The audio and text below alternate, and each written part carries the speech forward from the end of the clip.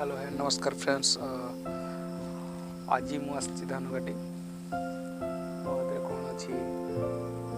दा अच्छी दा कौटी आसी देखिए जो आम वीडियो बनई धान रुआर बेहुड़ार हलबुलार धान बुणार देखिपे एवं से बिलर अच्छी जो आम बहुत गुड़े वीडियो बनी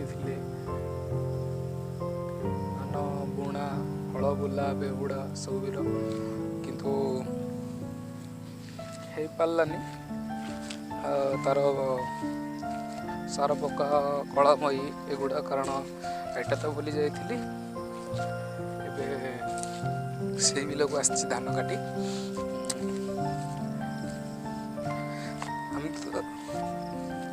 विभिन्न प्रकार उपार धान काटी थाए जमी गोटे हाथ मेसीन अच्छी जो घास काटती से काटी पार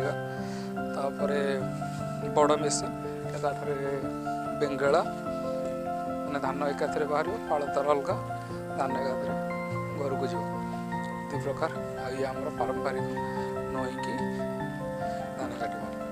तो धान काटुची चलते आप आपण देखुवे वीडियोटी वर्तमान बहुत स्पीड अच्छी कारण यह मु 2 गुण अधिक करदे कारण वीडियोटी बहुत लंबा हो जाता जदि मुझे टोटाल वीडियोटी अपलोड करता पाखापाखि 10-15 मिनट क्या पाखे ये टाइम नहीं एमती देखापी तेणु आपण मैं वीडियोटी बहुत छोट करने या फास्ट करदे जदि देखापी स्लो चाहते ताले यूट्यूब को जी से गोटे सेटिंग अच्छी प्लेबैक स्पीड सेटा नॉर्मल थी सेटा को डबल करदे माने 2 लिखाई थो से करदे आहरी स्पीड चलो जदि से 0.25 लिखाई थी सेटा जदि क्लिक करेंगे ताले पूरा स्लो हो जदि किसी जानापी चाहूे ताले से 0.25 को क्लिक कले पूरा स्लो चलो आपड़ जहाँ करने चाहते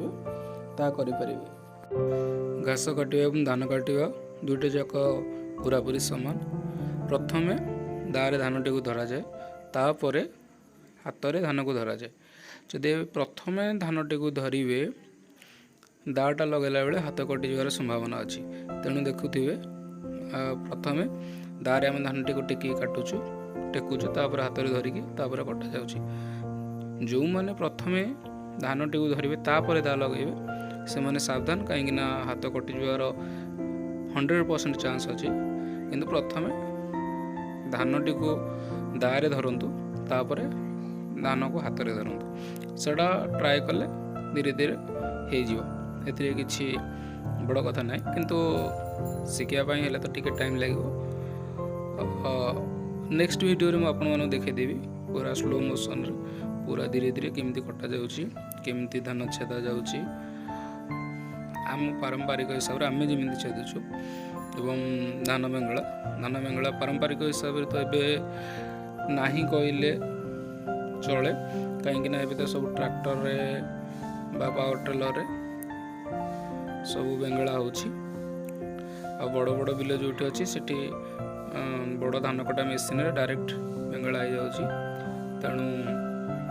आपण माने वीडियो टी देखंतु एंजॉय करंतु वीडियो को लाइक करंतु शेयर करंतु ए चैनल को नुआ आछंती चैनल को सब्सक्राइब करंतु।